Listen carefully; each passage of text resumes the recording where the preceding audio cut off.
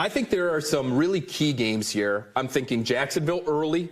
I'm thinking Chicago. I'm thinking Green Bay. I'm thinking Detroit. I'm thinking LA Chargers. All 5 of those teams are difficult matchups, but they're all games that the Patriots could very realistically win. I'm not saying they will sweep them, but however you make it, if you can come out of those 5 with a winning record, you're a playoff team, in my opinion. So I don't know. I have them losing to the Jaguars. I have them losing to the Chargers. Maybe they'll lose to the Packers and the Lions instead, and they'll beat the Jaguars and the Chargers. However you come through those 5 games, because I think all of those teams have real playoff potential if they won't actually be in by the time the season ends. If you can get out of those 5 with a 3-2 record, I think you're in pretty good shape.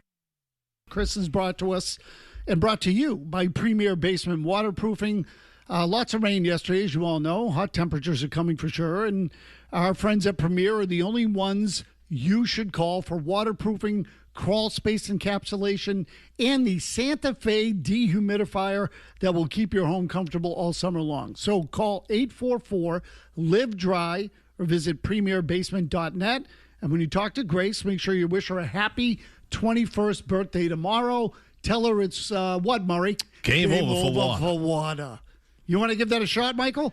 Game over for water. Right, there you go. Gasper's here. Pretty good. Holly's better than here. mine. Pretty good, huh? We got a little Boston. Yeah, that was good. That was good, Holly. I'm impressed. We got a little Boston Globe reunion here, Chris, is what we got.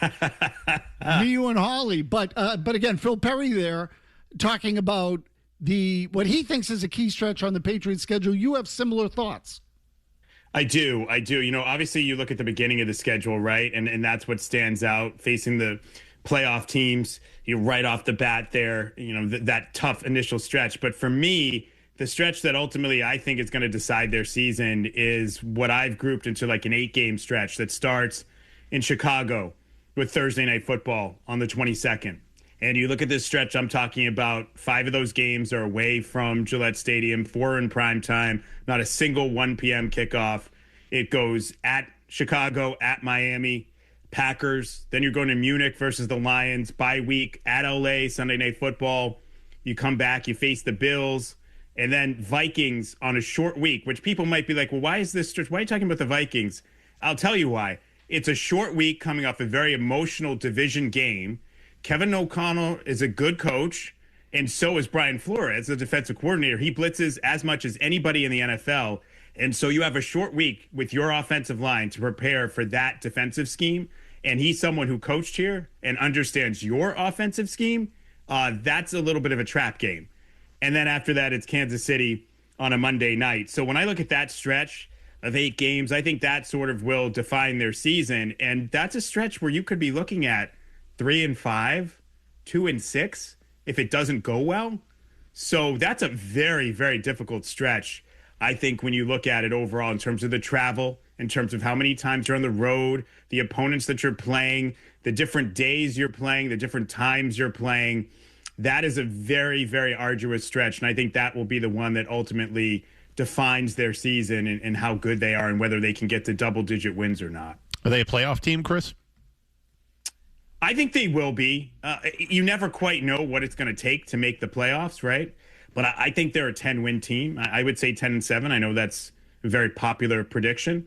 I think they're a playoff team. I don't think, off the rip,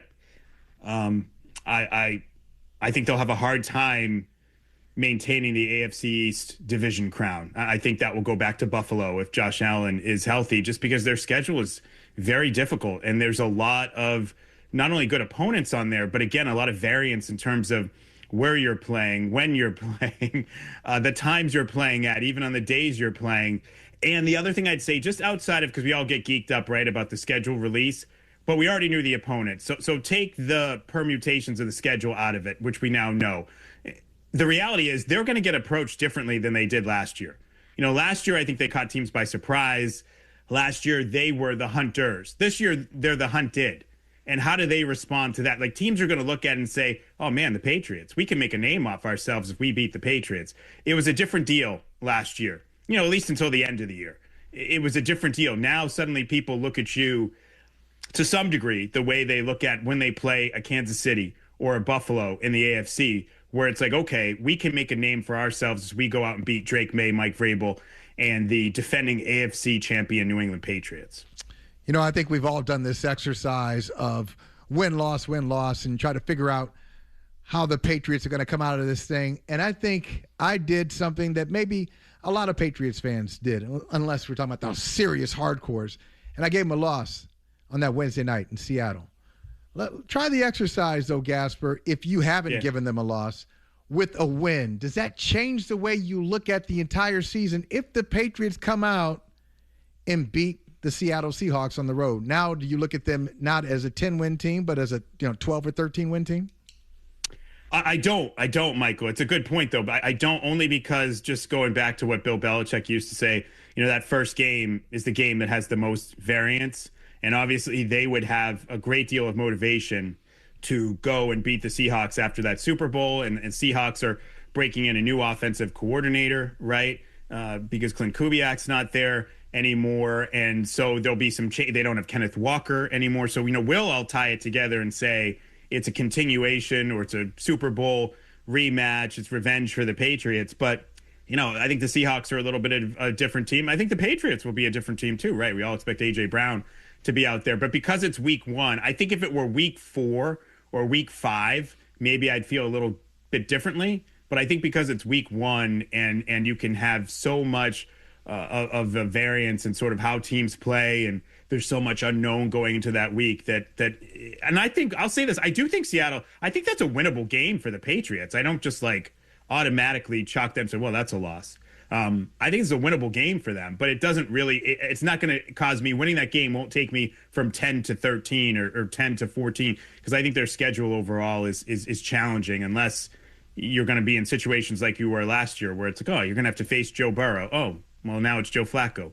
Or, you're going to face Bo Nix in the AFC Championship game. Oh, wait. No, you don't. It's Jarrett Stidham. Unless that's going to happen a few times on this schedule, then it's hard for me to, just projecting it, bump it up from 9, 10, 11 wins to 13 or 14. So, Chris, look, I happen to think they're going to miss the playoffs. To me, they feel like an 8-9, 9-8 kind of team. They clearly overachieved last year. And we've talked a lot about the schedule. And we all agree the schedule's more challenging than it was a year ago. Yeah. If they were to have the kind of year that Michael was talking about, in other words, Michael said they win the first one, maybe they get some wind at their sails, and all of a sudden we look at them differently. What are the variables for you that could convince you that they're better than what we all foresee given the opponents? I would say a couple of things. A leap forward, more consistency, not just the big plays from Travion Henderson. So he sort of establishes himself legitimately as a Jahmyr Gibbs type weapon, and that you can rely on week in and week out. That means they're able to run the ball better. Vrabel's talked about this. There were times they got a lot of explosive plays out of the run game that I think made the numbers look better than they really were, but they weren't really a team that could run the football consistently when they needed to. So if they can do that, that means the offensive line is better, if the pass protection is better. And then if they have a more consistent pass rush, if somebody like Draymond Jones has a huge year, or Barmore sort of bounces back and has a really big year next to Milton Williams, and that would mean their front is better than we think and more dangerous than we think, then that would change the complexion of it for me. I think one thing, just taking the schedule out of it and talking about the team, I have some concerns about them defensively up the middle. Kyrus Tonga's not here anymore. He's on the Chiefs. So I'm a little worried about that in terms of teams being able to run on them. I don't know which version of Barmore they're going to get. You're going to get the game wrecker Barmore, or a guy who's good, but, he's not a game changer, game wrecker. I still think they're thin at linebacker and very pedestrian there outside of Spillane. And I don't think they have great safety depth. I like Craig Woodson, and Byard had a really good year last year, led the NFL in interceptions, but he's an older player who could either have a downturn or get hurt, and there's not a lot behind them. So when you look at their defense, up the middle, I think is sneaky worse, or could be sneaky worse than a lot of people are talking about. I'm so glad you brought that up, because last year when we talked about the schedule, the reason everybody harped on the Patriots schedule last year is because what they were really saying was, this team is not that good. This team's not that good outside of New England, I'm talking about. So, of course, they're going to get these wins because their schedule is soft. But take the schedule out of it. You just brought up the roster. Gasper, if you had to say where the Patriots roster ranks versus the rest of the NFL? Would you say it's top 10? Would you say it's middle of the pack? Is it, the bottom 10, like roster-wise? What is this team now? That's a good question. So I'm going to put A.J. Brown on said roster. I would say like 12 or 13. Middle of the pack. Off the top of my head. Yeah.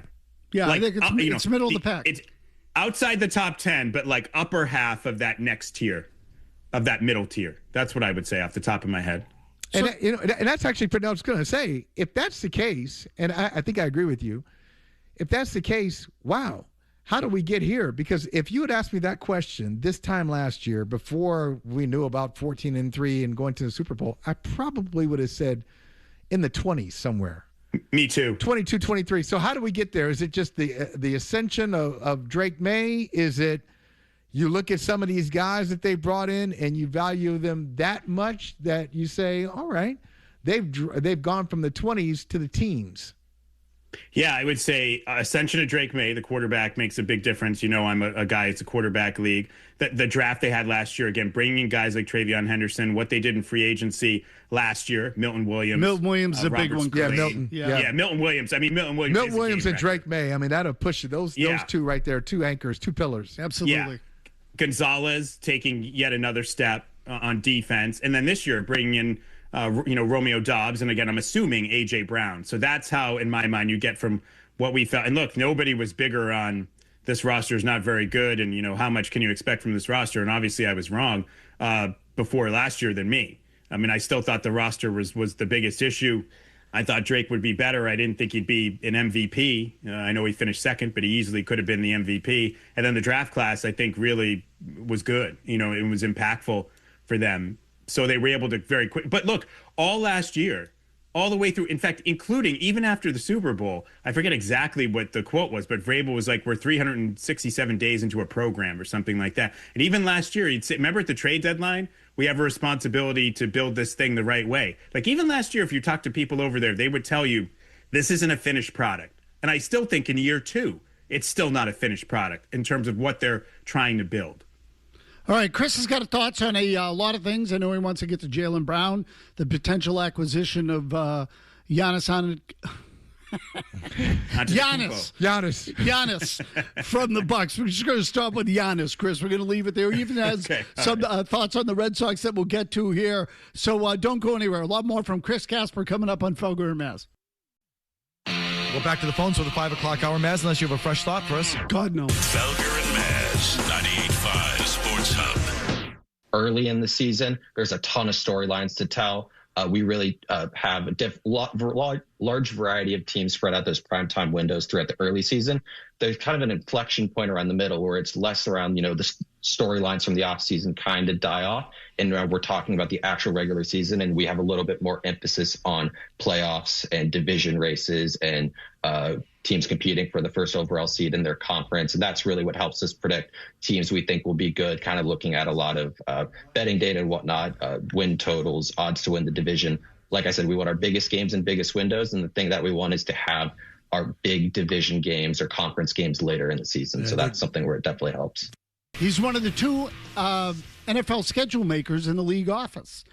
And I don't know, Chris, I don't know if you heard this. I mentioned this earlier right when we came on today. He was on with our midday show with Zolak and Bertrand, and they had a long conversation about all the elements that go into building the schedule. And I thought it was interesting stuff. I mean, it was, he talks about what the motivations are. We look at it always and just say, okay, well, it's 2 good teams, but I'm going to ask Jimmy if he could to play the beginning of this again, because the question from Beetle was about putting the Patriots in the season opener against the Seahawks. And we had this discussion yesterday as to whether or not the Patriots are, given the way the Super Bowl went, whether or not the Patriots are really a good opponent in week 1. The thing was a complete blowout. So, again, just the beginning, Jimmy, if we could, of that same comment, because just you tell me whether there's a message in here, Chris. Go ahead. Early in the season, there's a ton of storylines to tell. we really have a large variety of teams spread out those primetime windows throughout the early season. There's kind of an inflection point around the middle where it's less around, the storylines from the offseason kind of die off. And we're talking about the actual regular season, and we have a little bit more emphasis on playoffs and division races. Okay, stop there. So you can see what he says, that early in the year, you get those off-season storylines. Yes. So how much of a factor, if at all, do you think the Mike Vrabel, Diana Rossini scandal has been in getting the Patriots into that season opener? Yeah, I mean, judging by what he said, I think it was a factor, if I'm going to take him at his word, because when the season opener, obviously you're going to get all the football fans, right? Football fans, they're just so hungry for NFL football. That first game, they're going to watch it, and you get teams from different time zones, which is good. You have a West Coast team and an East Coast team. But there's also like sort of the Bravo factor, right? Where you're going to get people who are just in it for the drama, people that maybe aren't the biggest sports fans, some of the same people that end up watching the Super Bowl because it's an event, even if they're not a big football fan. You'll get some of those same people, and they're certainly aware of this Diana Rossini, Mike Vrabel thing.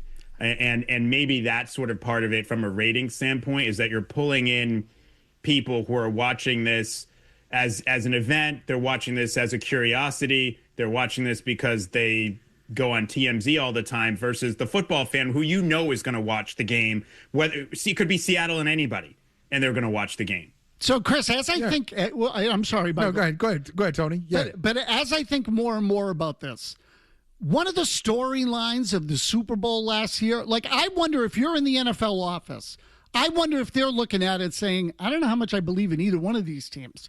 A year ago, one of the storylines in the Super Bowl was you had two of the biggest underdogs in the preseason get to the game. Remember that? That the combined odds on the Patriots and the Seahawks playing in the Super Bowl were something like, I don't know, Murray, do you remember what it was? 70-1 or 90-1? It was some sort of astronomical number. So if you're sitting in the league office, Murray thinks Sam Darnold blows. Well, he does. He does. And I was going to say, and you think he's a zombie quarterback from back from the dead, for crying out loud. Exactly. So, and meanwhile, the Patriots got their asses kicked, and Mike Vrabel, is in the middle of a big scandal. I wonder if in the league office they looked at it, Chris, and said, you know what? Let's get these guys right up front. Because who knows what both of them are going to be in 12 weeks. They might both be 6-6. I didn't even think of it that way, but that's a good point. I mean, see, look, once you win the Super Bowl, you don't have to, but it's become tradition that you're going to get to open the season in this manner. So they're sort of plugged in, and then going from there. I honestly thought it was going to be the Bears because Caleb Williams is an interesting guy. All the comebacks, he's a little polarizing. But bringing the Patriots in also makes sense because Drake May is a big-time quarterback, and you get the Super Bowl rematch and a little more juice, and then sort of what was just talked about in the clip you played, which is off-season storylines. I mean, if you're talking about off-season storylines around the Patriots, like, I don't think we're talking about Romeo Doubs, right? I mean, I guess we could be talking about A.J. Brown, but I mean, off-season storylines here, it's Vrabel. Yeah, of course it is. And was he referring to that? What's his name? Max St. John? Is that his name? Max St. John. That, of course he was. He was referring. It's the biggest storyline in the NFL. I just wonder. This is a psychological study, a psychology question, Gasper. Why are sports people, football people in the media? Why are they resistant to that? Why are they so? They were so slow. As an industry, we were slow on the sports side to dive into the story. It was almost like, well, I don't know if it's a football story. And everybody else was on this story. It is the number one story in football. The traffic is high. Any website that writes about it, their numbers are up. Why do you think there's this reluctance to say, yeah, this is a big story in journalism. It is not a story about cover 3, cover 4. It's a story. It's a story about cover 2, though. It's a cover 2 story. No, it's under the cover 2. Cover 2 under. Oh man. So why do you think that is? That we just kind of it's an obvious story, but there's some reluctance to kind of embrace it. It's a great question. That is a great, and I'm not sure I really, honestly, Michael, have an answer for you. It is a great question. I mean, obviously, it's a little bit of a messy story, right? Maybe part of it is too, without speaking too out of school, maybe those of us in the industry, and I know Maz and Holly, I mean, I don't want to speak for you guys, but maybe we're a little desensitized to this. Yeah. And from the standpoint of like, and I'm not excusing anything here, but I'm just saying this, and I'm not even talking about reporters. I'm just saying in general, athletes, coaches, we've seen a lot that we haven't reported. Infidelity. Right. There's a lot of stuff you see. Yeah. You know, when you do this job. I don't know what you're talking about. I've seen nothing. A lot of stuff that you see, a lot of stuff that you know, and you're like, well, okay, that's just the way it is. Yeah. Well, I've seen some good stuff, let me tell you. Yeah, and so, you know, obviously this one's different. It deals with a reporter, an insider, and Diana Rossini, and then it gets to a point where it starts to impact the team, right? Will Vrabel be the same coach, and he's not there for the third day of the draft and all this other stuff, and it picked up speed from there. But yeah, I'm not sure I have a great answer for you on that. That's a good answer, though. Why we were so slow to, and look, I'll put myself in that category. I was slow to sort of embrace covering this as well. It's a great question. Yeah, the fact that the Patriots are in the opener, honestly, is a smart move on the part of the league. It is. Now, a lot of teams, Chris, just quickly before we go to break, and then I know you want to get to the Celtics too, but a lot of teams, the league said it would not step in the way if teams wanted to get creative with their videos to announce a schedule. Yeah. And yet it doesn't feel like anybody really took the cheese. Obviously the Chargers did a little bit, but it was nothing really egregious, pretty minor. Yeah. All things considered. Nobody was mentioned by name. There was, a graphic in their video about I would call it disappointingly opaque. Okay. Yeah. So there you go. It was nothing, there was the possibilities there were endless. Were you surprised at all that it wasn't jabbed at a little bit more?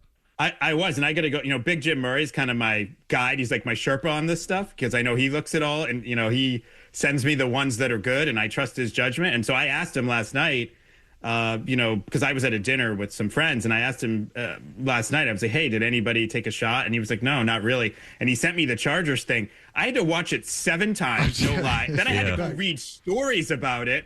To find, I'm like, what do you mean? The photo dump 1 mile thing I caught like the 4th time. I had to watch it an additional like 5 times to find the little New York Post message thing. I was like, what are they talking about? So I didn't. Nobody really. The Chargers are known for being a little edgy, but I didn't think there was anything there that was really over the top or even obvious. Like I said, it wasn't until I watched it multiple times, then Googled stories that people had written about it. And then there was one, what was it? People were saying like something.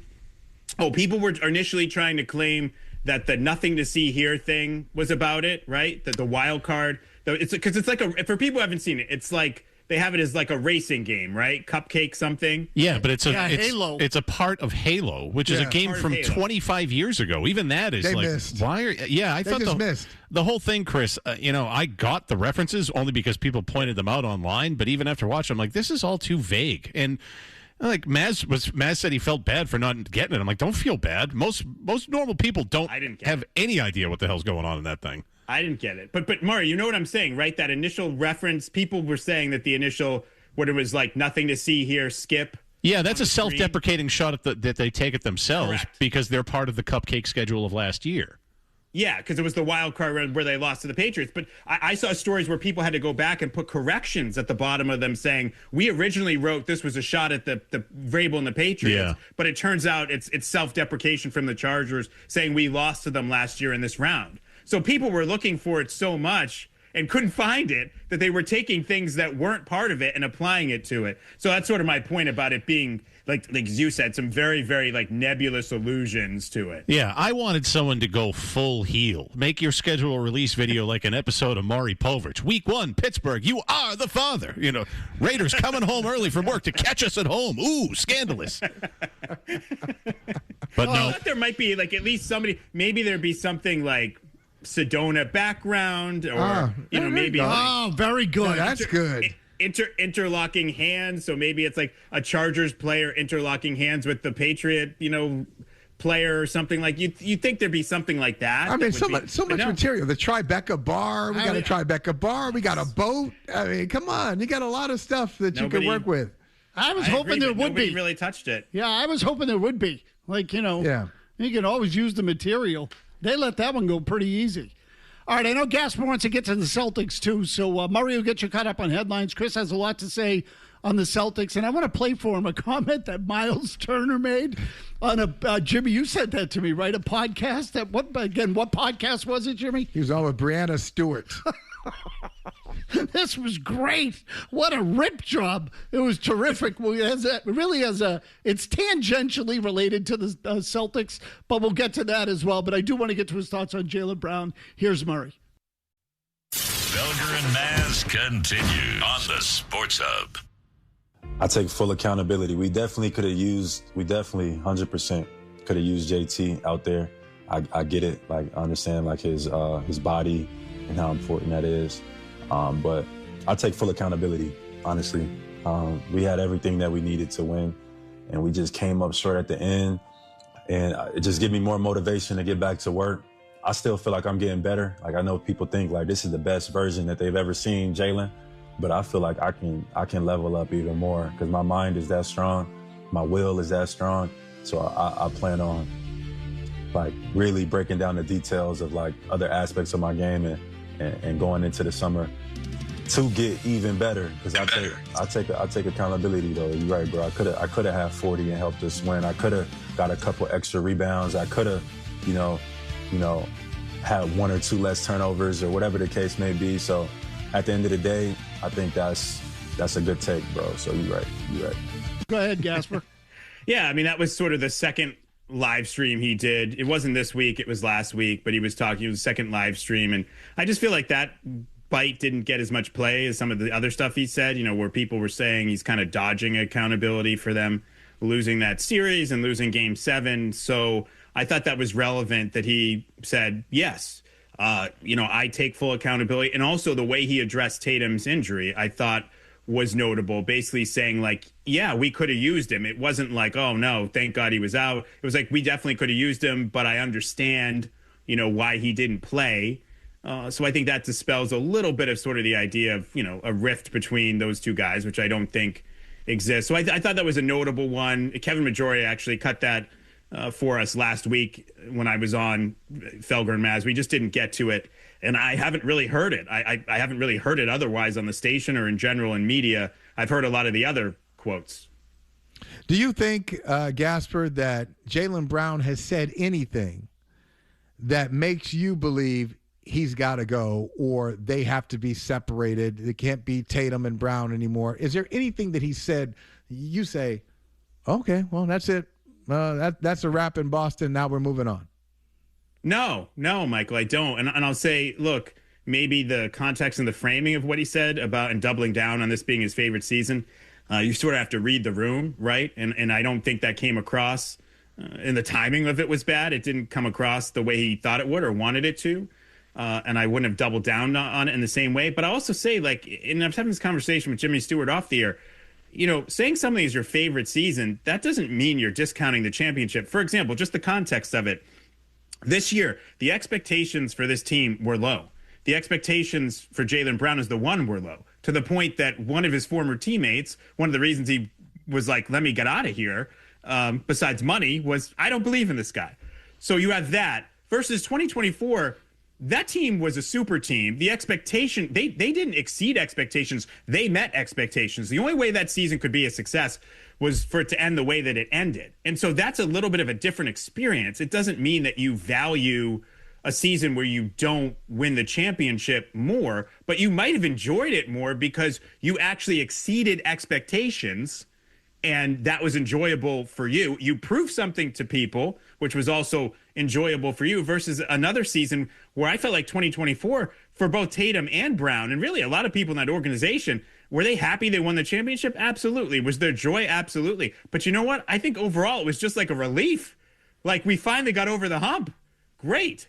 And so that's kind of different in my mind. So I look at those comments maybe a little bit differently and apply a little more nuance to it, I think, than the general public, based on what I just said. Okay, so Chris, the idea of trading him, and obviously the link to Giannis has been the biggest one out there, which brings me to this piece of audio and also relates to what you want to talk. I love this. This is absolutely great. This is amazing. You just don't hear this kind of candor all that often anymore. You really don't. This is Miles Turner, who obviously went from Indiana to Milwaukee last offseason, played alongside Giannis this year, also played for Doc Rivers. I mean, he basically just blowtorched the two guys who were leaving the organization, if you ask me. But anyway, this is with Breanna Stewart. Is that what you said, Jimmy? Okay, so this is Miles Turner. Go ahead. We get fined for all types of stuff now. You guys get fined a lot? It depends on the coach.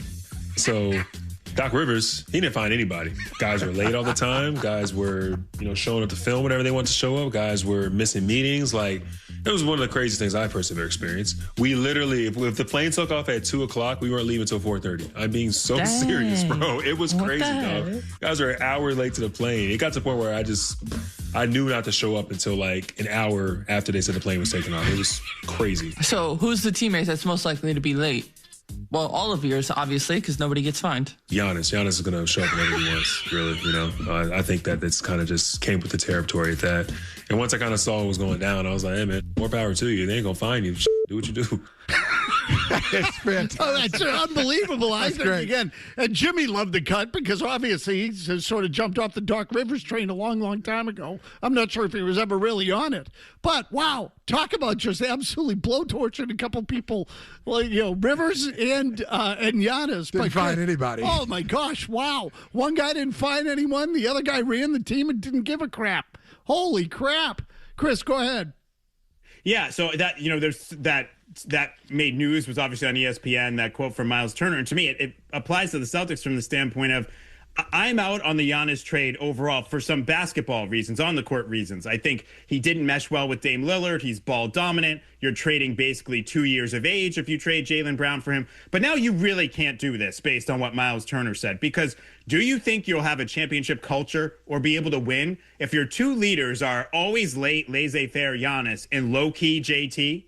Like, is that going to get it done from a leadership standpoint? So whether you like him or not, this team, and Tatum in particular, they need somebody like Jaylen Brown on this team, somebody with an edge, somebody that maybe not everybody agrees with all the time, but who's going to speak his mind and hold guys accountable. And you need somebody like that, because I think if your leadership group were Jason Tatum and Giannis Antetokounmpo, you would have some major problems from a culture standpoint. And I don't think that would work. I'm not sure that Tatum's more of a lead by example guy. I'm not telling you Tatum's a bad leader, but he's like a lead by example guy. I'm not sure he's necessarily comfortable being the heavy or holding guys accountable and all that stuff, and or speaking his mind all the time and what's going to come back to him from that.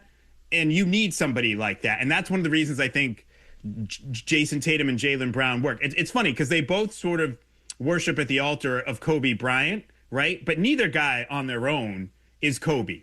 Tatum might have sort of the Kobe starter kit skill set, but he doesn't have the mentality. Obviously, Jaylen Brown doesn't have Kobe's skill set, but he does have the mentality. So when you put them together, that's what you have. And to me, that's the heart of the Celtics. And I don't think you should break that up. I think the two guys need each other. And from a leadership standpoint, I definitely think Tatum needs Jaylen Brown or somebody like him. It's an excellent point, Gasper. Now, correct me if I'm wrong. I don't think Jaylen Brown in his Celtics career, 10 years, I don't think he's ever asked to be traded, right? I don't think Jaylen Brown says. Not that we know of. Right. Yeah. I don't think he said, get me out of here. The one thing that people are upset about is that Jaylen Brown, after they lost the championship, said, after they lost the series, this first round series, said, this is my favorite season of my career. That's the one thing that is the unforgivable Jaylen Brown comment is that one, right? So he hasn't asked to be traded. He said that. Now let's compare that with Giannis. Giannis has played this game with wanting to be traded for like 2 years. Giannis, he wanted the Bucks to make some changes. So he has Mike Budenholzer as his coach. They win a championship. They bring in Drew Holiday. Then he kind of sours on that. He wants the organization to make more changes. They move on from Drew Holiday. They bring in Dame Lillard. That's what he wanted. Budenholzer is gone. They bring in Adrian Griffin. Adrian Griffin gets off to a good start. They fire Adrian Griffin. with the blessing, I'm sure, of Giannis. They bring in Doc Rivers with the blessing of Giannis. And now you're telling me the guy doesn't show up for meetings and he's late to the plane? I remember a playoff series where he's Defensive Player of the Year and Jimmy Butler is torching them, and he doesn't even try to guard Jimmy Butler. I know that's not necessarily his skill. He's 6'11", Jimmy Butler's 6'6", 6'7", whatever. He gives the ball to Grayson Allen at the end of another playoff series. I think it was that Miami series. Like, Giannis is a pain in the ass. He is.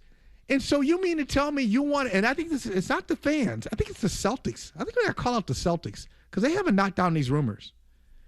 You want to bring in a guy, you're not sure what he is physically at this point. He played like 40-something games this year. He makes a lot of demands, and then he steps away from it. He does the whole KG thing, bellies up to somebody, and then, I wasn't doing anything. I'm sorry, he's too risky. He's too risky. I wouldn't do it. No way. I think it would be a bad move for the Celtics. Also, just hearing all that, just because I'm thinking it's ironic. Remember when Jaylen Brown and Giannis got into it? And Giannis is a child. Yeah. Giannis is a child. Giannis is a child. Just listening to those Miles Turner comments, doesn't that sound like that is accurate?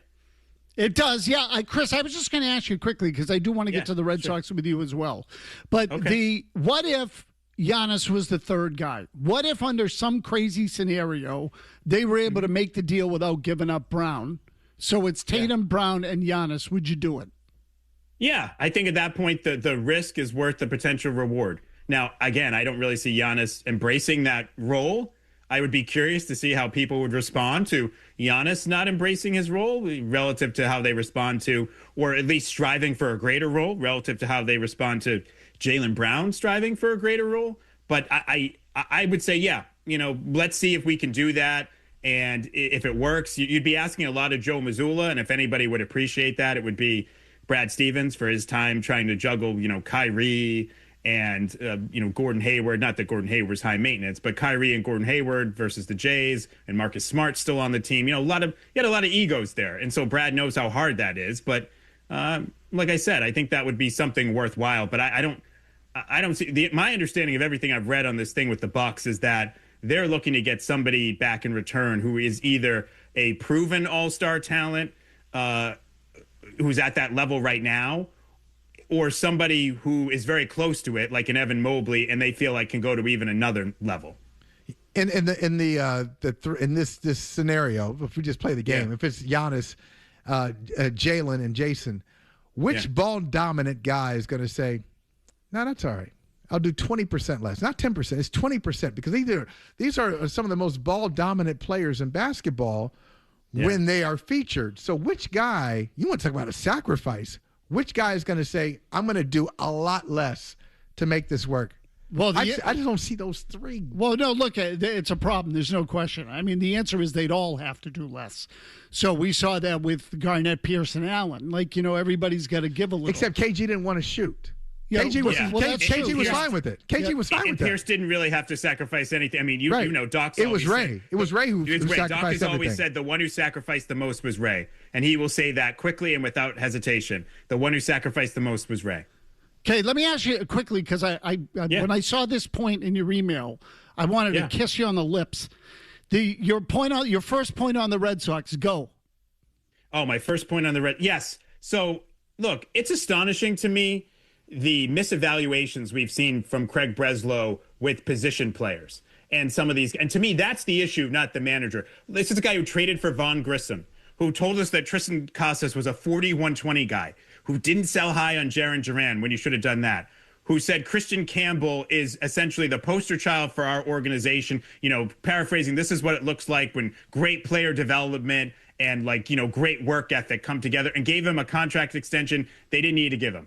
Caleb Durbin was a guy he identified. Caleb Durbin is just a guy.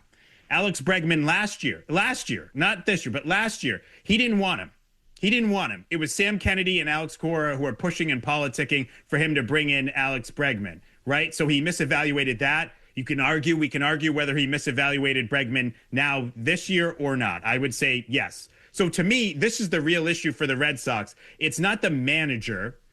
It's the inability of the chief baseball officer to consistently, accurately reliably, competently evaluate position player talent. He's better with the pitchers, but position player talent, it doesn't work out. And that leaves them in a position where they're doing all of this mixing and matching, which they did last year, and were able to make the playoffs. And at the time, I said last year, man, they're getting lucky. Like, Abraham Toro's playing out of his backside. Romy Gonzalez is playing better than you could ever hope for.